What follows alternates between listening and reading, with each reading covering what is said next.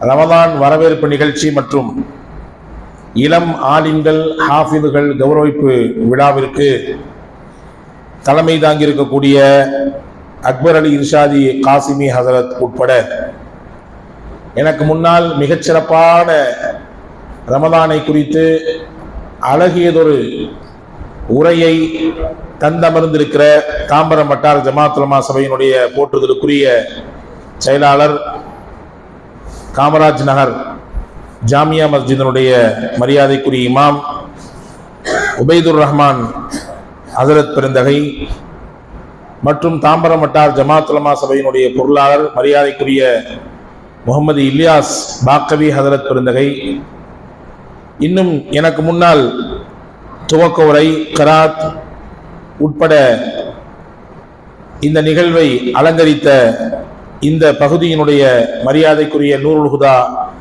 உலமாக்கல் அறக்கட்டளையினுடைய உறுப்பினர்கள், இதை மிகச்சிறப்பாக இயக்கி கொண்டிருக்கக்கூடிய நிர்வாக பெருமக்கள், இந்த பகுதியினுடைய மஸ்ஜித்களுடைய மரியாதைக்குரிய பொறுப்புதாரிகள், முன்னாள் இந்நாள் நிர்வாகிகள், இங்கே இந்த ஆண்டு ஆலிம் மற்றும் ஹாஃபிதாக பட்டம் பெற்றிருக்கக்கூடிய கண்ணியத்திற்குரிய இளம் ஆலிம்கள் மற்றும் ஹாஃபிதுகள், உங்கள் எல்லோருக்கும் ஆரம்பமாக இனிய சலாத்தை சொல்லி என்னுடைய இந்த உரையை துவங்குகிறேன்.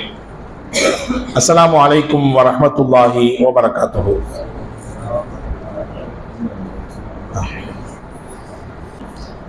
சிறப்பாக இந்த விழாவை ஒருங்கிணைத்து இந்த கூட்டத்தையும் நெறியாளுகை செய்து கொண்டிருக்கக்கூடிய, எப்பொழுதும் என் மீது தனிப்பட்ட அன்பையும் பாசத்தையும் தந்து கொண்டிருக்கக்கூடிய இந்த நூருல் ஹுதா அறக்கட்டளையினுடைய மரியாதைக்குரிய செயலாளர் கலீலுர் ரஹ்மான் ஃபைசி சுபூரி ஹசரத் பெருந்தகை அவர்களையும், என்னுடன் நீண்ட தூரத்தில் இருந்து வந்திருக்கக்கூடிய அன்பு நண்பர் உமர் ஷரீஃப் சர்தார் அவர்களையும், மற்றும் வருகை இருந்திருக்கக்கூடிய பெரியோர்கள், சகோதரர்கள், அனைத்து மக்களுக்கும் ஆரம்பமாக நான் என் இனிய சலாத்தை கூறி ஆரம்பம் செய்கிறேன். அஸ்ஸலாமு அலைக்கும் வரஹ்மத்துல்லாஹி வபரகாத்துஹு.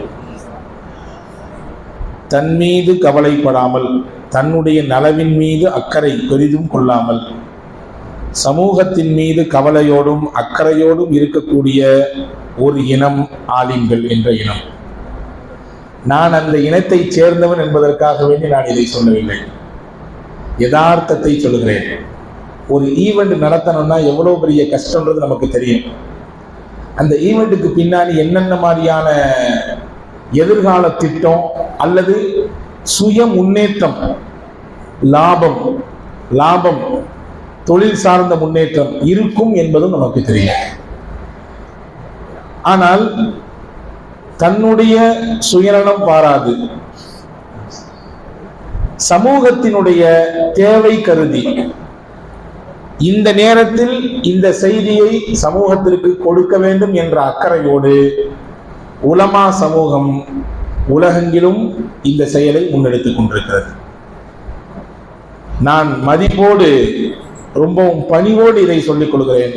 உலகத்தில் மஸ்ஜிதுகள் இருக்கும் காலம் வரை உலமாக்களின் சேவையும் தொடர்ந்து இருந்து கொண்டே இருக்கும்.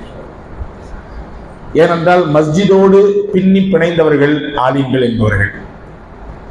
எனவே ரமதான் வந்தால் அதற்கு முன்னாடி சமுதாயத்துக்கு ரமதான் சம்பந்தப்பட்ட விழிப்புணர்வை தருவது, நாயகம் பிறந்த மாதம் வந்தால் நபியை பற்றி உண்டான செய்திகளை கொடுப்பது, இன்ன பிற நாட்களிலே தேவைக்கு ஏற்ப சமுதாய மக்களுக்கான ஒரு ஹிதுமத்தாக, சேவையாக ஆங்காங்கே இருக்கக்கூடிய உலமாக்கள் அந்த பகுதியினுடைய மக்களுக்கு மார்க்க பணியை ஆற்றி வருகிறார்கள். அதிலே நூருல் ஹுதா உலமாக்கல் அறக்கட்டளை என்கின்ற இந்த பெயரிலே சற்றேறக்கூடிய எனக்கு விவரம் தெரிந்து ஒரு 5-6 ஆண்டுகளாக இந்த பகுதியோடு எனக்கு சின்ன சின்ன தொடர்பு இருக்கிறது.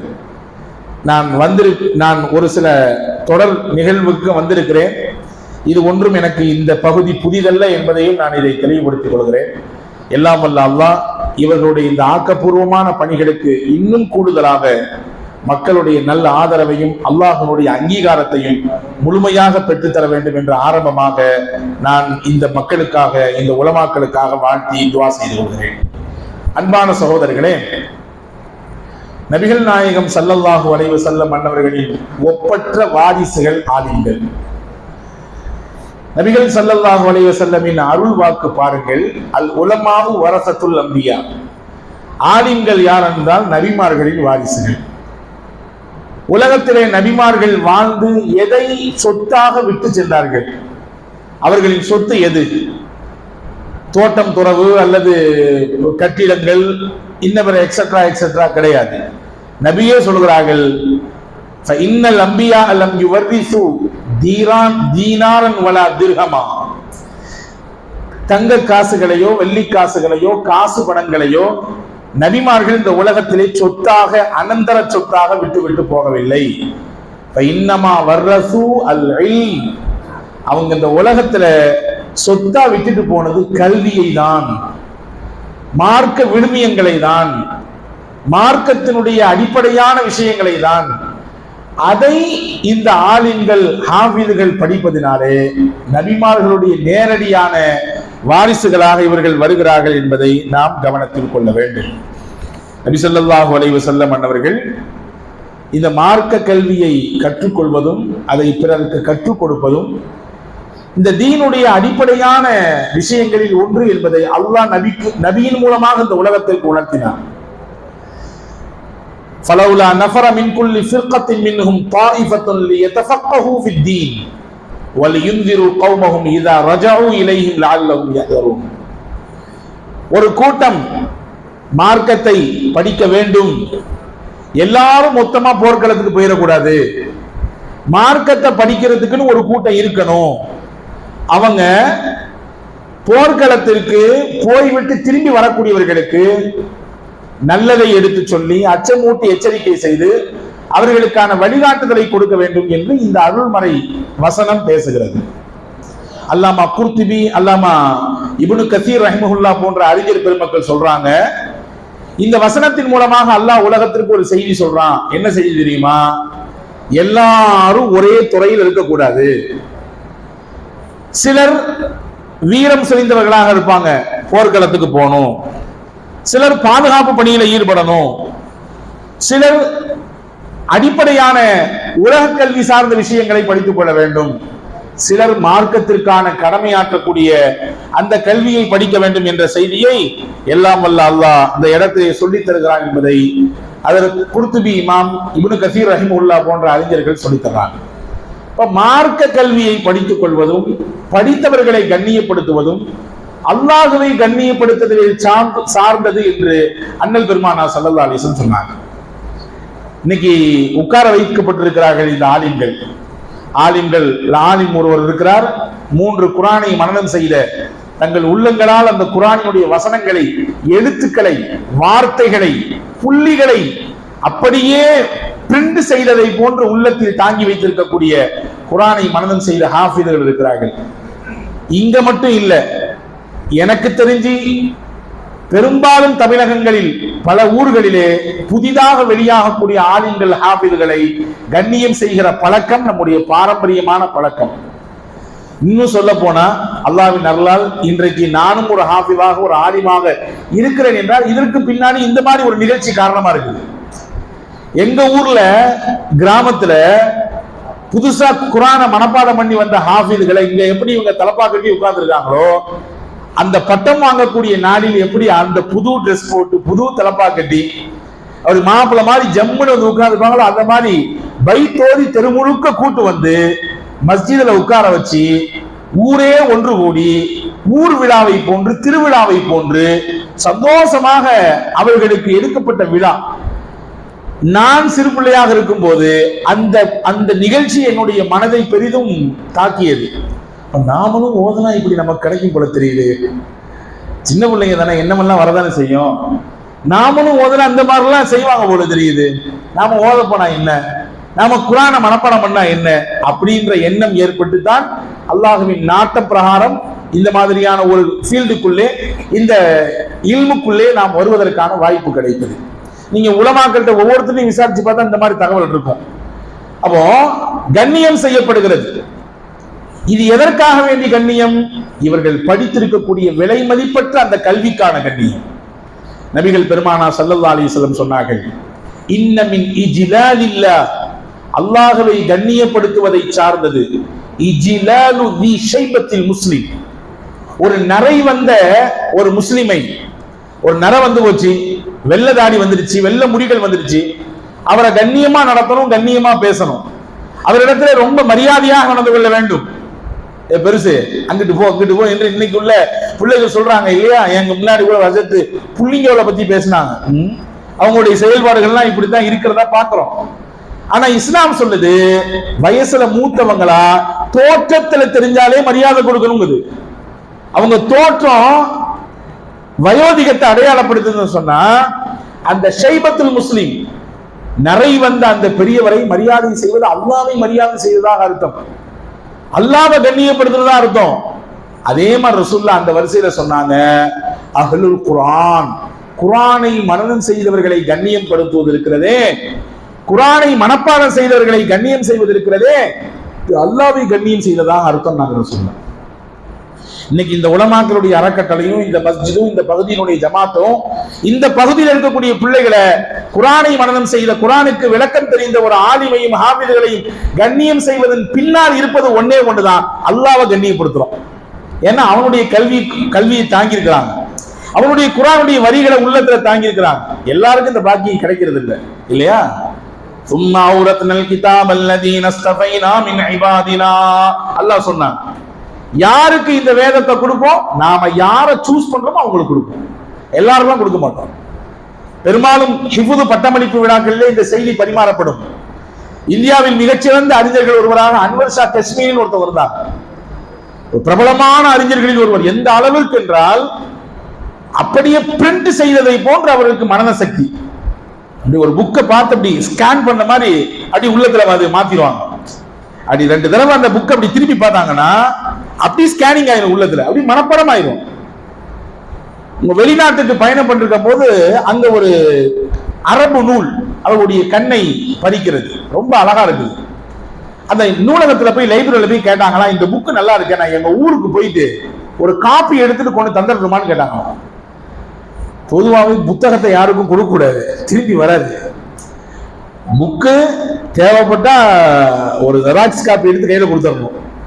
சொந்த புக்கு வாசிக்கக்கூடிய பழக்கம் உள்ளவர்கள் பெரும்பாலும் பாருங்க புக்கை அடுத்தவங்களுக்கு கொடுக்க மாட்டாங்க, ஏன்னா போச்சுன்னா திருப்பி வராது பெரும்பாலும். அப்ப அந்த லைப்ரரியில நீங்க வெளியூருக்காரங்க வெளிநாட்டுக்காரங்கன்னு சொல்றீங்க, எங்க ஊர்ல உள்ள ஆளா இருந்தா கொடுத்துட்டு மறுநாள் வாங்கிக்கலாம், ஒரு மாசத்துல வாங்கிக்கலாம், உங்களை எப்படி நம்பி தர்றது? அப்படி தர்றதுக்கான வாய்ப்பு குறைவுன்னு சொன்னாங்களாம். உடனே அன்வர் ஷா காஷ்மீர் சொன்னாங்களா, அப்ப 2 தடவை நான் படிச்சுக்கலாமா உட்காந்து, இன்னும் 2 தடவை நான் ஒரு தடவை ரீட் பண்ணிட்டேன். தாராளமா படிங்க, நேரம் நிறைய இருக்கு, படிச்சுங்க தாராளமா. உட்கார்ந்து 2-3 தடவை அந்த புக்கை படிச்சாங்களாம். படிச்சு முடிச்சுட்டு அங்கேயிருந்து கிளம்பி இங்க வந்தாங்க. வந்து அப்படியே அந்த படித்ததை வைத்து மனதில் வைத்து அப்படியே அதை நூலாக எழுதினார்கள், கையால் எழுதினார்கள். எழுதி முடிச்சுட்டு அந்த பிரதியை அப்படியே அந்த நூலகத்துக்கு அனுப்பி வச்சாங்க.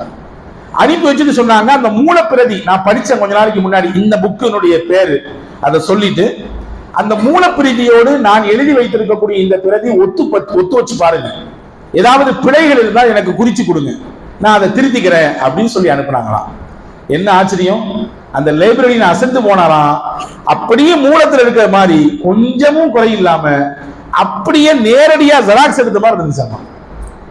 அவ்வளவு பெரிய மனன ஆற்றல், ஒரு விஷயத்தை படிச்சாங்கன்னா அப்படியே மனப்பாடம் பண்ணிடுவாங்க.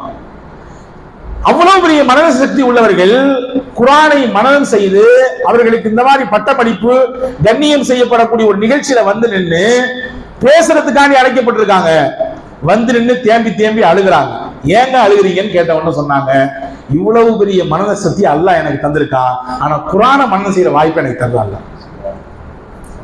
குர்ஆனை மனனம் செய்யற வாய்ப்பு அல்லாஹ் எனக்கு தரல. நீங்க புரியணும், சாதாரணமா ஏதோ 2 வருஷம் பல பிள்ளைங்க போயிட்டு வந்திருக்காங்க, 3 வருஷம் போயிட்டு வந்திருக்காங்க, ஏதோ படிச்சு வந்திருக்காங்க என்பது அல்ல. அல்லாஹ்வினால் இவர்கள் தேர்வு செய்யப்பட்டு அவனுடைய வேதத்தை உள்ளத்துல தாங்கிறதுக்கு அல்லாஹ் இவங்களை சூஸ் பண்ணியிருக்கான். இவங்க அப்பா அம்மாவை சூஸ் பண்ணியிருக்கான். அவங்களுக்கு அந்த மாதிரி ஒரு சிந்தனையை கொடுத்திருக்கிறான்.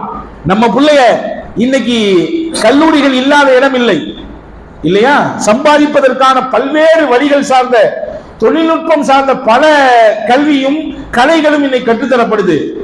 அந்த மாதிரி எல்லாம் இருந்தாலும் கூட என் புள்ள குரான மனப்பாடம் பண்ணணும், என் புள்ள அதனுடைய விளக்கங்களை தெரிஞ்சுக்கணும் அப்படின்னு சொல்லி அந்த தாயின் தகப்பனும் இதுக்கு முதல்ல நியத்து வச்சிருக்கிறாங்க. வெளியாக்கி அவங்களை உருவாக்கி இருக்காங்கன்னா இவர்களும் மரியாதைக்குரியவர்கள், போற்றுதலுக்குரியவர்கள், இவர்களை பெற்றவர்களும் உள்ளபடியே கண்ணியத்திற்குரியவர்கள்.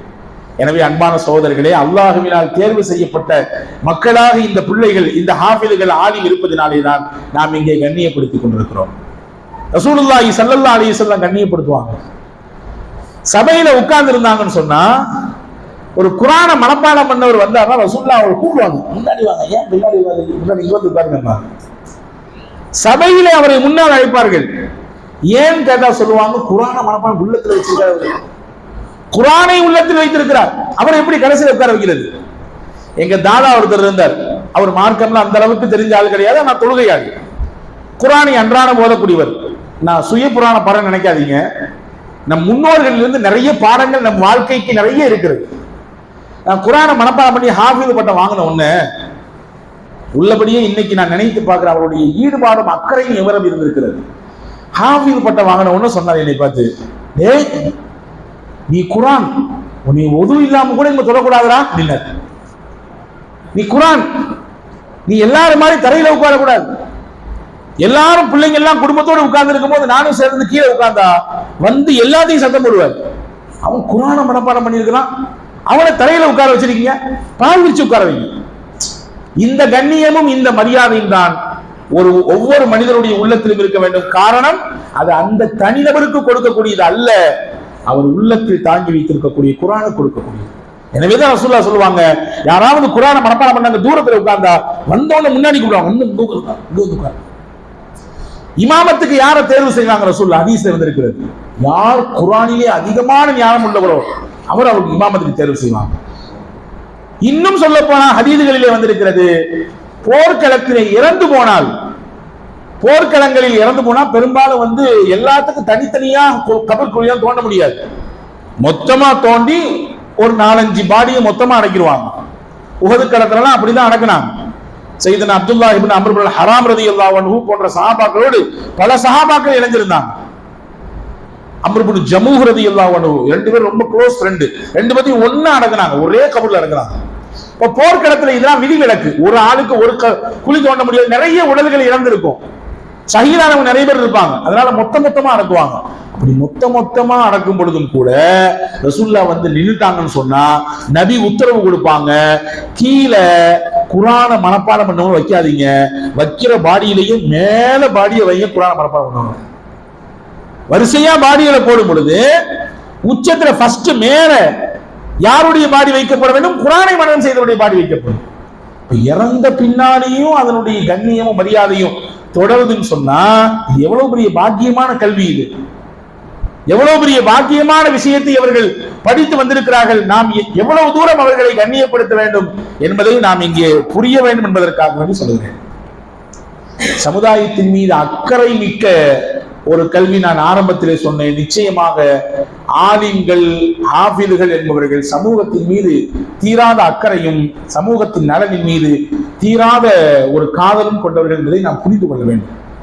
ரசூலுல்லாஹ் தபூக்குக்கு போனாங்க. போகும்போது ரசூலுல்லாஹ் மதீனால தன்னுடைய சீட்ல யாரை உட்கார வச்சாங்க? சையதுனா அலி இப்னு அபீ தாலிப் ரலியல்லாஹு அன்ஹு. போர்க்களத்தின் வித்தகர் அலி. கைபர் யுத்தத்தினுடைய வரலாறு எடுத்து பாருங்க. கைபர் யுத்தத்தில் ஹஜ்ரத் அலி ரலியல்லாஹு ஆடிய ஆட்டம், கந்தக் யுத்தத்திலே ஹஜ்ரத் அலி ரலியல்லாஹுடைய வரலாறு வருகிறது. கந்தக்கின் கோட்டையிலே இருந்த 2 கதவுகளையும் தூக்குனாங்களாம் ஒரே ஆளாட்டு. அப்படி என்றால் எவ்வளவு பெரிய வீரத்தின் விளைநிலம் அலி ரலியல்லாஹு. பல யுத்த களங்களுக்கு போயிருக்காங்க அலி ரலியல்லாஹு. ஆனா தபூக்குக்கு போல முக்கியமா தேவைப்படக்கூடிய சமயம் அது. ரசூலுல்லாஹ் உட்கார வச்சுட்டாங்க. அலி ரலியல்லாஹு மனசு பொறுக்கல.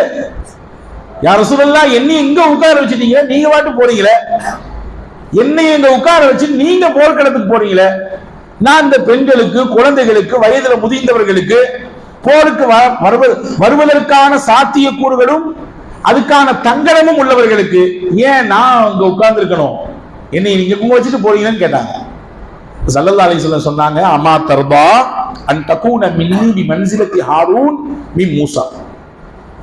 மூசா எப்படி அல்லாஹ்வை சந்திப்பதற்காக வேண்டி தூர் சீனாக்கு போகும்போது ஹாரூனை உட்கார வச்சுட்டு போனாங்களோ, ஹாரூன் அலைஹிஸ்ஸலாம் நபியை உட்கார வச்சுட்டு போனாங்களோ, அதே மாதிரி என்னிடத்தில் மூசாவிடத்தில் ஹாரூன் அலைஹிஸ்ஸலாம் இருந்த மாதிரி என்னிடத்தில் உங்களுக்கு அந்தஸ்து உண்டு. ஆனா எனக்கு பின்னாடி நபி கிடையாது, எனக்கு பின்னாடி நபி வர போறது இல்ல, அந்த கிரேட்ல நான் உங்களை வச்சிருக்கேன் அப்படின்னு சொல்லிட்டு போனாங்க. இங்க என்ன விஷயம்னா, ரசூலுல்லாஹ் ஏன் அலி ரலியல்லாஹு தேர்வு செய்தார்கள்? ஒரு இக்கட்டான காலகட்டத்தில் நடந்த யுத்தம் தபூக்.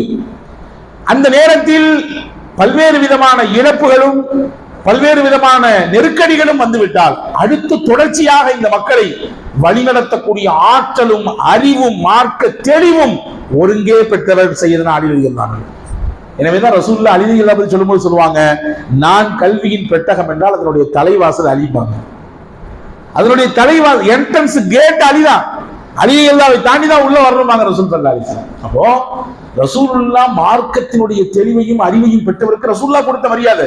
தான் இடத்துல உட்கார வச்சாங்களே, தன்னுடைய இடத்தில் உட்கார வைத்து விட்டு போனார்கள் என்றால், அன்பான சகோதரர்களே, இந்த சமூகம் புரிந்து கொள்ள வேண்டும்.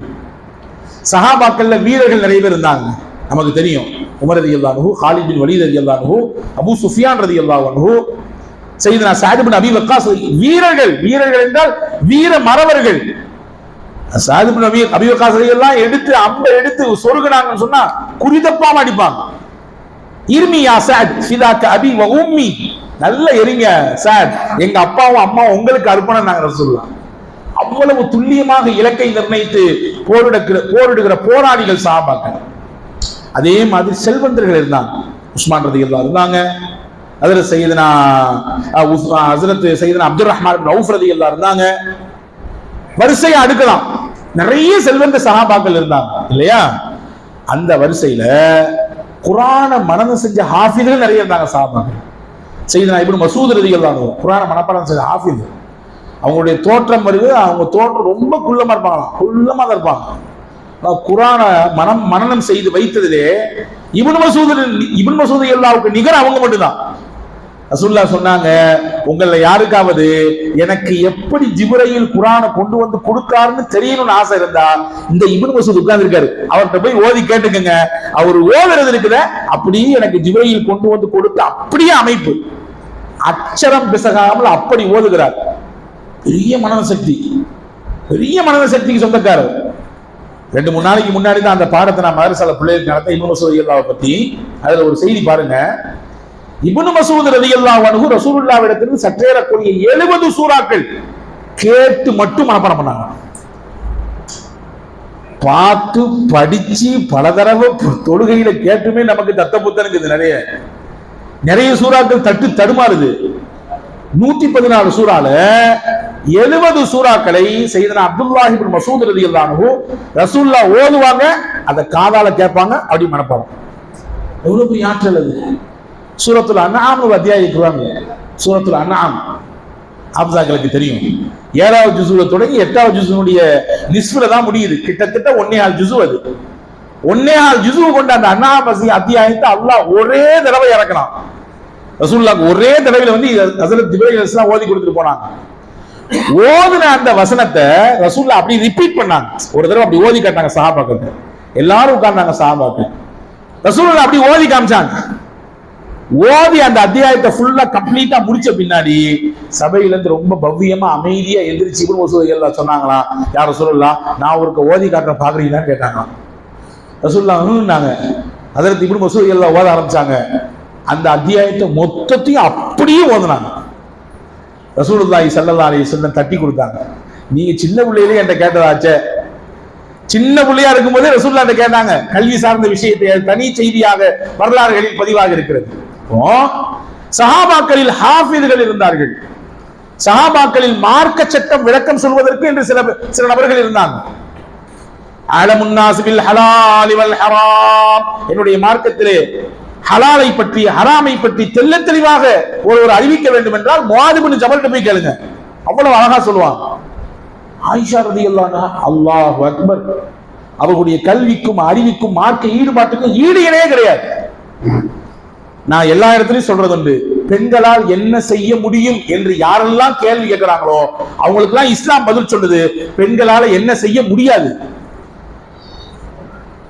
ஒற்றை பெண்ணாக இருந்து ஹஜ்ரத் ஆயிஷா ரலியல்லாஹு தஆலா அன்ஹா சற்றேறக்குறைய 14 நூற்றாண்டுக்கு முன்னாடி கல்வி புரட்சி செய்தார்கள்.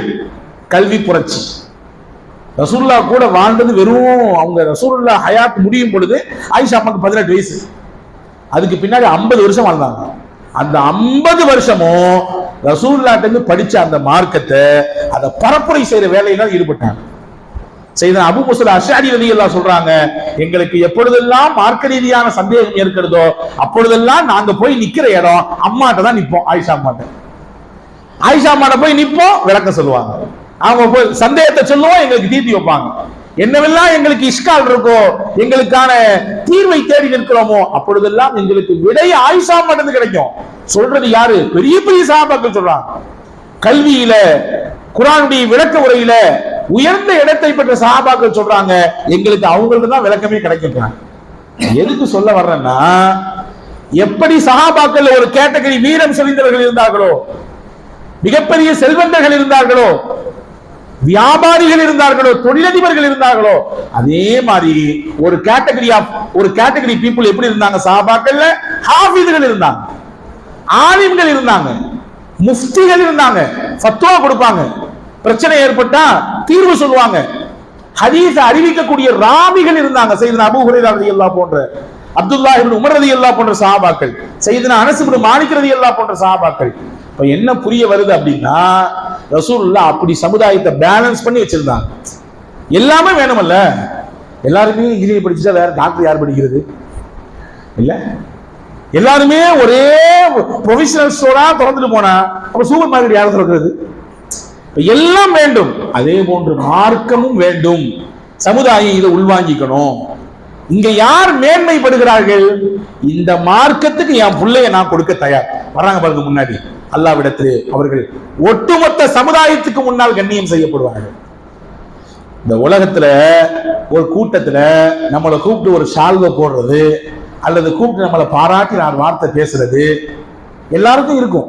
யாரும் பாராட்ட விரும்பாதவங்க எல்லாம் உலகத்துல யாரும் கிடையாது. அப்படி ஒருத்தர் சொன்னார்னா அவர் சும்மா சொல்றாருன்னு அர்த்தம். பாராட்டு என்பது மனிதர்களுக்கு இயல்பாகவே பிடிக்கும். அதுல டக்கரா இருக்கீங்களே, அற்புதமா இருக்கீங்களே, நல்ல ட்ரெஸ் போட்டு வர்றோம், இமாம பார்த்து ஒருத்தர் சொல்றாரு, இன்னெல்லாம் அப்படி போகலாதீங்க அப்படின்னு யாராவது சொல்லுவாங்களா? அல்ஹம்துலில்லாஹ் துஆ செய்யுங்க அப்படி சொல்லிட்டு கடந்து போயிடுவோம் இல்லையா? அற்புதமா வீடு கட்டிருக்கீங்க, என்ன அழகான ஒரு யோசனை, ரொம்ப அற்புதமா இந்த குறுகிய இடத்துல இவ்வளவு அழகா கட்டிங்களே, ரொம்ப அற்புதம் அற்புதம் ஒருத்தர் சொன்னாருன்னா நமக்கு சந்தோஷமா இருக்குமா இருக்காதா? இல்லைங்க அப்படிலாம் சொல்லாதீங்க, அது எனக்கு பிடிக்கல அப்படி யாரும் சொல்றது இல்லை இல்லையா? எல்லாருக்கும் பாராட்டு பிடிக்கும். குறுகிய சபையில் கொஞ்சம் இருக்கக்கூடிய ஆட்களுக்கு மத்தியிலேயே நம்மை கூட்டு கௌரவித்து ஒரு பாராட்டு கொடுத்தால் எவ்வளவு பெரிய சந்தோஷம் வருது நமக்கு. அல்லாஹ் ஒட்டுமொத்த உலக மக்கள் நிற்கும் பொழுது கூப்பிடுவான், ஹாஃபிதுகளுடைய அத்தா அம்மா வாங்க, ஆலிம்களுடைய அத்தா அம்மா வாங்க, அவங்களை கௌரவப்படுத்தணும். நல்லா அழகான். அவ்வளவு பெரிய மகிழ்ச்சி, அவ்வளவு பெரிய கிரீடத்தை கொடுத்தவர்களை அழகு பார்ப்பான். எல்லாரும் ஏங்கி நிற்பாங்க, யாருக்கு இவங்க, யார் இவங்கெல்லாம்? இவங்கதான் ஹாஃபிதுகளை பெற்றவங்க, ஆலிம்களை பெற்றவங்க. பெற்றவங்களுக்கே இவ்வளவுன்னா அது உள்ளத்துல தாங்கினவங்களுக்கு எவ்வளவு பெரிய மரியாதை. அன்பான சகோதரர்களே, நாம் இதை உள்வாங்க வேண்டும், இதை நாம் உள்வாங்கிக் கொள்ள வேண்டும். ரசூலுல்லாஹி ஸல்லல்லாஹு அலைஹி வஸல்லம் சொன்னார்கள், இன்ன லில்லாஹி அஹ்லீன், உலகத்துல அல்லாஹ்வுக்கு குடும்பம் இருக்கு. என்ன அதுல சொல்றீங்க? குல் ஹுவல்லாஹு அஹது அல்லாஹு ஸமது. நாங்க திரும்ப திரும்ப படிக்கிறோமே, தௌஹீதை பத்தி சொல்லக்கூடிய அத்தியாயமாச்சு அது. லம் யலிது வலம் யூலத், அவனுக்கு பிள்ளையும் கிடையாது, அவன் யாருக்கும் பிள்ளை கிடையாது.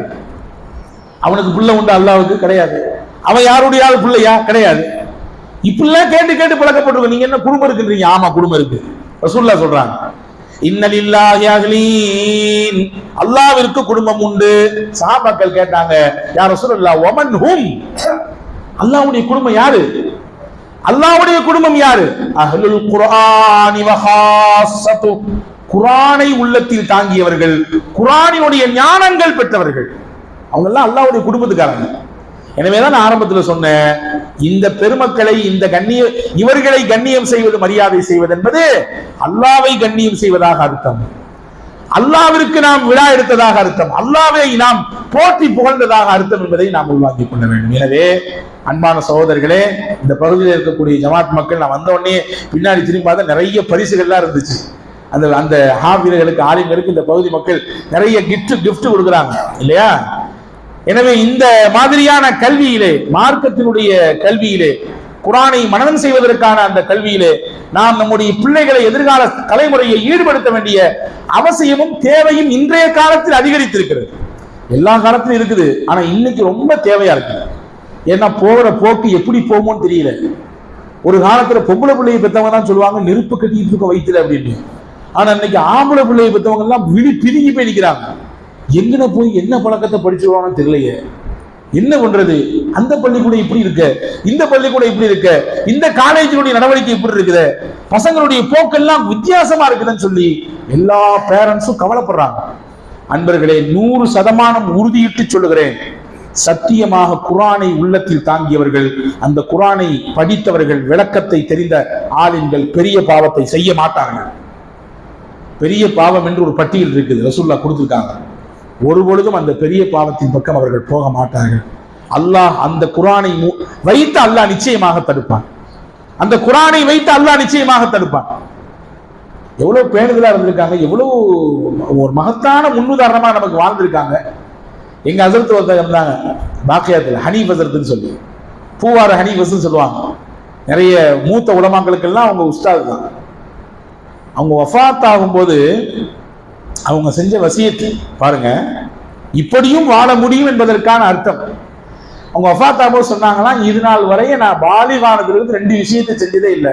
ஒன்னு தொழுகையை கலாவாக்குனது இல்லை, 2வது அந்நிய பெண்களை என் கண் கொண்டு நேரெடுத்து பார்த்ததே இல்லை. என்னுடைய வசியத்தை நான் மௌத்தான பின்னாடி என்னையும் அந்நிய பெண்கள் வந்து பார்க்க கூடாது. அவங்க வந்து ஓதி பார்த்தாங்கன்னா அப்படியே நல்லாயிடும். அவங்கள ஓதின மாணவர்கள்லாம் சொல்றேன், நானும் ஓதிருக்கேன், ஒரே ஒரு வருஷம் வாய்ப்பு கிடைச்சது. அவங்க வந்து ஏதாவது ஒரு சங்கடம் என்றால் அவர்கள் ஓதி தரக்கூடிய தண்ணீர் அல்லாஹ் அப்படியான ஒரு ஷிஃபாவை வைத்திருப்பாங்க.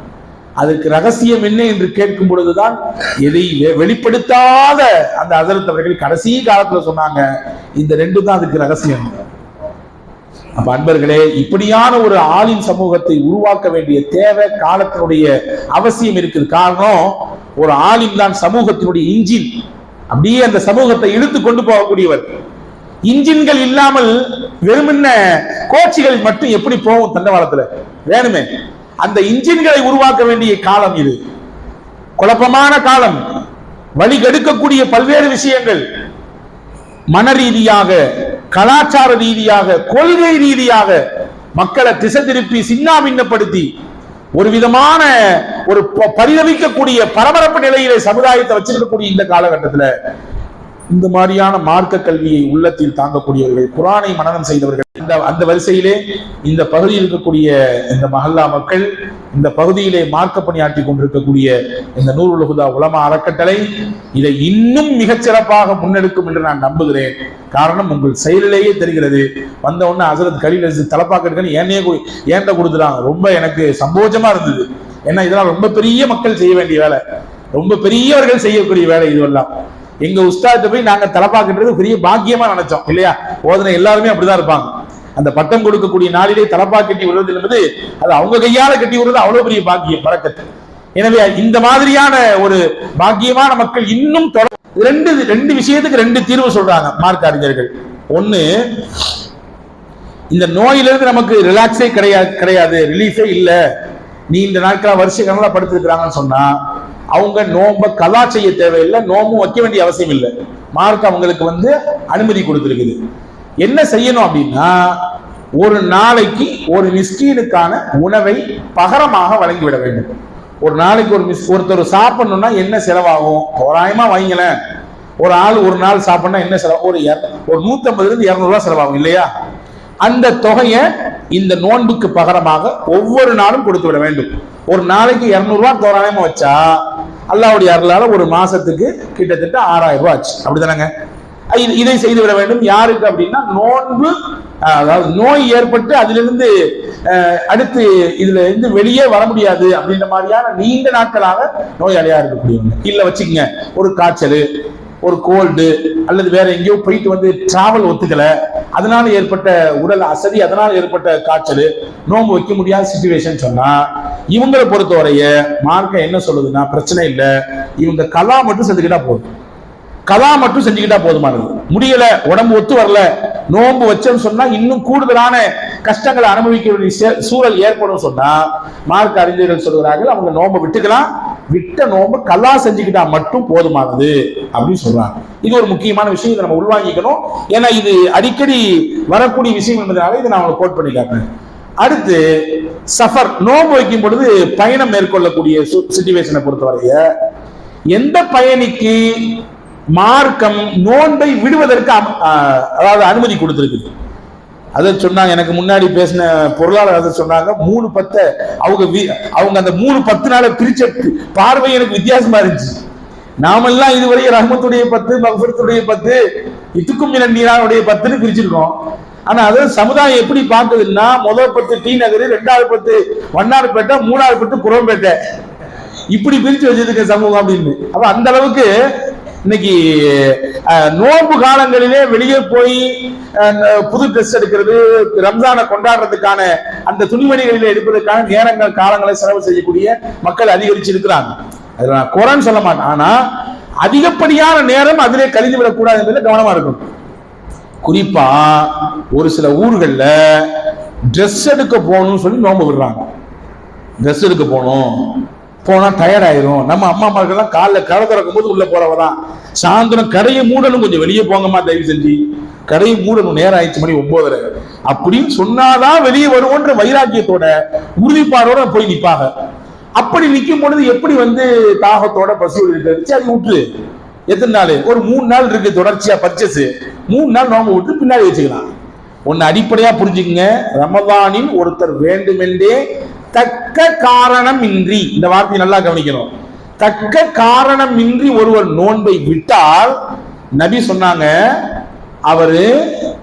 அவர் வாழ்நாள் முழுக்க நோன்பு இருந்தாலும் அந்த விட்ட நோன்புக்கு ஈட ஆகாது. நாங்க சொன்னோம், வாழ்நாள் முழுக்க நோன்பு இருந்தாலும் தக்க காரணமின்றி விட்ட நோன்புக்கு ஈடு இணை ஆகாது. இதை நல்லா புரிஞ்சுக்கணும். இப்ப எதுக்கு சொல்ல வந்தேன்னா, வண்ணார்பேட்டைக்கு போறோம் அப்படின்றதுக்காண்டி அதெல்லாம் சஃபருடைய கணக்குல வராது. அதான் பயணம் பண்ணா நோம்பு விடலாம், நாங்க தான் இங்கே இருந்து வண்ணார்பேட்டைக்கு போறோமே, அதெல்லாம் கணக்குல வராது. மார்க்கம் பயணத்திற்கு ஒரு அளவு வச்சிருக்கு. நேர தொழுகைகளை 4 ரக்காத் தொழுகையும் சுருக்கி தொழுகலாம், 2 ரக்காத்தா. அதுக்கு தான் சலாத்து சஃபர் சொல்லுவாங்க, பயண தொழுகை. அதுக்கு ஒரு அளவு வச்சிருக்கு, 86 கிலோமீட்டர். 86 கிலோமீட்டரை கிராஸ் பண்ணாதான், அல்லது கிராஸ் பண்ணி போறோம்னு ஒரு நிலை இருந்துச்சுன்னா 4 ரக்காத் தொழுகை 2 ரக்காத்தா சுருக்கிக்கலாம். 86 கிலோமீட்டர்னா சற்றேறக்குறைய என்னுடைய கணிப்புக்கு ஒரு செங்கல்பட்டு தூரம் இருக்குன்னு நினைக்கிறேன், அதை தாண்டி இருக்கும், திண்டிவனம் வரை இருக்கும். திண்டிவனம் வரை அந்த தூரத்தை கிராஸ் பண்ணாதான் நம்ம தொழுகையவே குறைக்க முடியும். அதே சட்டம் தான், அவ்வளவு தூரத்தை கிராஸ் பண்றதா இருந்தா மட்டும்தான் நோன்ப வைக்க முடியாது. இங்க திருச்சி போறோம் வச்சுங்களேன், இங்க இருந்து நம்ம மதுரை போறோம்னு வச்சுங்களேன், அப்ப இந்த சஃபர்ல என்னையால, இந்த பயணத்துல என்னால நோன்பு வைக்க இயலாது அப்படின்னு வந்துச்சுன்னா அவங்களுக்கு மார்க்க அனுமதி கொடுக்குது, நீங்க இந்த நோன்ப அடுத்து வேற ஒரு நாள்ல நீங்க நோத்துக்குங்க, கலாவாச்சிங்க. அப்ப அது அல்லாம அதுக்கு குறைவாக பயணம் செய்யக்கூடியவர்கள், பைக்ல போறாதுல, இங்க இருந்து போகணும் 40 கிலோமீட்டர், நம்மால எப்படி கணக்கு பண்றது தெரியுமா, 40 40 80 முடிஞ்சு போச்சு, போக 40 வர 40 அப்படி கணக்கு பண்ணி விட்டுறது. அப்படி கணக்கு பண்ணக்கூடாது, போறது மட்டுமே 86 கிலோமீட்டர் கிராஸ் பண்ணிருக்கணும். அப்ப அதை கவனத்தில் கொள்ளுங்க, அதை கவனத்தில் கொண்டு நோன்பு வைப்பதை விஷயத்திலே கவனத்தில் கொள்ள வேண்டும். அடுத்து பெரும்பாலும் எல்லாருக்கும் ஏற்படக்கூடிய ஒரு சந்தேகம், நோன்பு வச்சிருக்கும் அத்தர் பூசலாமா, நோன்பு வச்சிருக்கும் போது ஸ்ப்ரே யூஸ் பண்ணலாமா அப்படின்னு சொல்லி. இது குறித்து அறிஞர்கள் சொல்றாங்க, பெரும்பாலும் அப்படி செய்வதனாலே தவறில்லை. ஷாஃபி மதுஹபுடைய இமாம்கள், ஹனஃபி மதுஹபுடைய இமாம்கள் எல்லாருமே சொல்றாங்க, அதனால பெரிய பிரச்சனை இல்லை. ஏன்னா அத்தர் பூசுறதுனாலயோ அல்லது ஸ்ப்ரே அடிக்கிறதுனாலயோ அது நம்முடைய குடலுக்கு போறதில்லை, வெளியில நம்ம ட்ரெஸ்ல போட்டுக்கிறோம், அவ்வளவுதான், அதனால பெரிய பிரச்சனை இல்லை அப்படின்றாங்க. ஆனால் வேறு சில மார்க்க அறிஞர்கள் சொல்கிறார்கள், இமாம்கள் சொல்றாங்க, அதையும் தவிர்க்கிறது நல்லது. நோன்பு காலத்திலே அத்தர், ஸ்ப்ரே போன்ற மனம் தரக்கூடிய பொருட்களை பயன்படுத்தாமல் இருப்பது சிறப்பு, பயன்படுத்துவது மக்ரூஹ்ன்றாங்க. ஏன் அப்படி சொல்றாங்க? அதுக்கு ஒரு காரணம் இருக்குது. ஹஜ்ரத் ரசூலுல்லாஹி ஸல்லல்லாஹு அலைஹி வஸல்லம் சொன்ன ஒரு ஹதீஸ். என்ன ஹதீஸ்? ரசூலுல்லாஹ் சொன்னாங்க, வல்லதி நஃப்ஸி பியதிஹி லഖலூஃபு ஃபமிஸ் ஸாயிமி அத்யபு இன்தல்லாஹி மின் ரீஹில் மிஸ்க். நோன்பு வச்சா நம்முடைய வாயிலிருந்து ஒரு விதமான ஒரு கெட்ட வாடை வரும், துர்நாற்றம் வரத்தான் செய்யும். எல்லாரும் குடல் காலியாகும் போது ஆட்டோமேட்டிக்கா அது வெளியே வரும். ஏன்னா குடல் காலில இருந்து காலியா இருக்குது. வாயிலிருந்து அந்த குடல் காலியாக இருப்பதனால் ஏற்படக்கூடிய அந்த கெட்ட வாடை இருக்குது. அது கெட்ட வாடையா நீங்க நினைக்காதீங்க. அந்த வாடை அல்லாட்ட எவ்வளவு பெரிய சிறப்பு தெரியுமா? மிஸ்கு, கஸ்தூரியை விட அல்லாட்ட மேலானது அப்படின்னு ரசூலுல்லாஹ் சொன்னாங்க.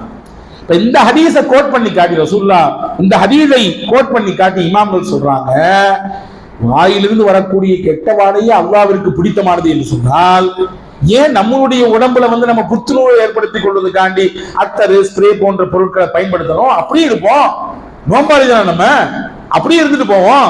அதுக்கா இருந்தா என்ன, அந்த அந்த ஸ்மெல்லும் கூட அல்லாஹ்வுக்கு பிடிச்சதா இருந்துக்கட்டுமே அப்படின்னு சொன்னாங்க. எனவே இதுதான் இந்த இந்த இடத்துல நாம் கவனிக்க வேண்டியது என்பதை நீங்கள் உள்வாங்கிக் கொள்ள வேண்டும். அடுத்து முக்கியமான விஷயம் என்னன்னா, நோன்பை பொறுத்தவரைய சஹருடைய நேரம் ரொம்ப முக்கியமானது. ஹஜ்ரத் உபைதுர் ரஹ்மான் சொன்னாங்க இல்லையா, சஹர் நேரம் என்பது ரொம்ப முக்கியமானது. குறிப்பாக நான் உங்களுக்கு சொல்ல விரும்பக்கூடியது, நிறைய பேர் தப்பா புரிஞ்சு வச்சிருக்காங்க, சஹர் உணவை ஃபஜர் தொழுகை பாங்கு சொல்ற வரையும் சாப்பிடலாம்னு சொன்னேன். ஃபஜர் பாங்கு வரையும் சஹர் உணவு சாப்பிடுறது. நம்மால என்ன செய்யறது, டைம் எத்தனை, சஹருடைய முடிவு எத்தனை, 4:22, பாங்கு எத்தனை மணி சொல்றாங்க, 5 மணி, ஓடு 4:55 வரை 2 பழம் இருந்தா கொண்டா உள்ள தள்ளு, அதுக்கடுத்து ஒரு காப்பி இருந்தா கொடு, அதையும் குடிச்சுக்குவோம். தப்பான விஷயம். பேணுதல் அடிப்படையிலே ஹஜ்ரத் அனஸ் பின் மாலிக் ரலியல்லாஹு சொல்றாங்க, நாங்க இங்க ரசூலுல்லாஹ் காலத்துல சஹர் சாப்பாடு முடிச்சுட்டு நாங்க குர்ஆன் ஓத ஆரம்பிப்போம். நாங்க குர்ஆன் ஓத துவங்கினா ஃபஜர் பாங்கு சொல்லும் பொழுது கிட்டத்தட்ட அந்த கேப்ல 50 ஆயத்து ஓதிடுவோம். நம்மள மாதிரிலாம் ஓத மாட்டாங்க அனஸ் ரலியல்லாஹு சஹாபாக்கள். என்ன வேக வேகமா ஓத போறாங்க? அவங்க அப்படியே உள்வாங்கினவங்க, நேரடியா வஹீனுடைய காலத்தில் இருந்தவங்க. அப்ப எவ்வளவு நிதானமாக நிறுத்தி ஓடுவார்கள் என்று பாருங்கள். எனவேதான் மார்க் அறிஞர்கள் ஒரு சின்ன கேப் கொடுக்குறாங்க. அந்த சஹருடைய உணவு முடிவுக்கும் அந்த தொழுகை அந்த பாங்குக்கும் இடையில ஒரு 20 நிமிஷம் கேப் கொடுப்பாங்க. அந்த 20 நிமிஷத்துக்குள்ளால் நாம் சஹரை முடித்துக் கொள்வதுதான் சிறப்பு. முடியல, ஒரு நாள் லேட்டா எழுதிட்டோம், பார்த்தா இன்னும் ஒரு 10 நிமிஷம் தான் இருக்கு சஹர் முடியறதுக்கு, ஃபஜர் சாதிக்கு வரப்போகுது, சுபு பாம் சொல்ல போறாங்க, அப்படின்ற ஒரு நெருக்கடியான சிச்சுவேஷன் நம்ம அதை பயன்படுத்திக்கலாம், அதை யூஸ் பண்ணிக்கலாம். ஆனா எப்போதுமே கண்டினியூவா பாம்பு சொல்ற வரையும் சாப்பிடுறத தவிர்க்க வேண்டும். இன்னொரு பிரச்சனை இதுல இருக்கு, இன்னொரு பிரச்சனைக்கு அதையும் சொல்லிடுறேன். இந்த பாங்கு சொல்ற வரையும் சாப்பிடணும்ன்ற ஒரு நீங்க மைண்ட் செட்டுக்கு வந்துட்டீங்கன்னா, எல்லா பள்ளிகள்லையுமே வக்து வந்த உடனே பாங்கு சொல்றது கிடையாது. வச்சுக்குங்க, இன்னைக்கு எங்க பள்ளியில 6:05 ஜமாத்து, 6:35 என்ன செய்யறாங்க, பாங்கு சொல்றாங்க. ஆனா வக்து வர்றது எப்போ, 6:10 வக்து வந்துருது.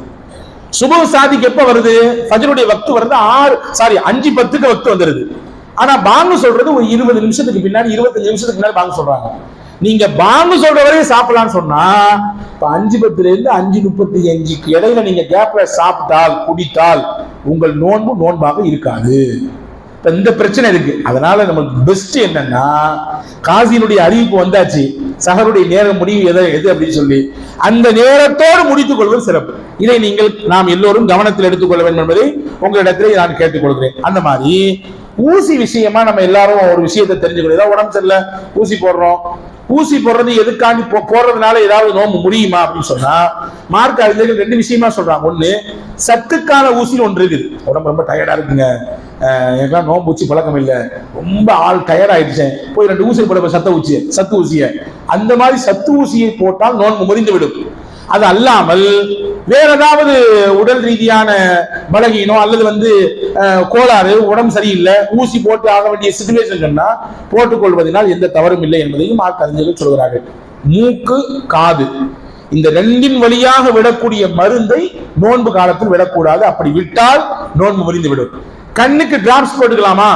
கண் வலி ஆபரேஷன் பண்ணிருக்கேன், தொடர்ச்சியா கண்டினியூவா 1 மாசம் கண்ணுல அந்த சொட்டு மருந்து போடணும் சொல்றாங்க, போட்டுக்கலாமா? மார்க்க அறிஞர்கள் சொல்றாங்க போட்டுக்கலாம், பிரச்சனை இல்லை. ஆனா காது வழியாக மூக்கு வழியாக டிராப்ஸ் விடக்கூடாது. நீங்க பாத்துறீங்களா, காது வலிக்குன்னு சொல்லி நீங்க அந்த டிராப்ஸ் விட்டீங்கன்னா தொண்டையில அதனுடைய உணர்வு ஏற்படும், மூக்குல விட்டீங்கன்னா தொண்டையில அதனுடைய உணர்வு ஏற்படும்.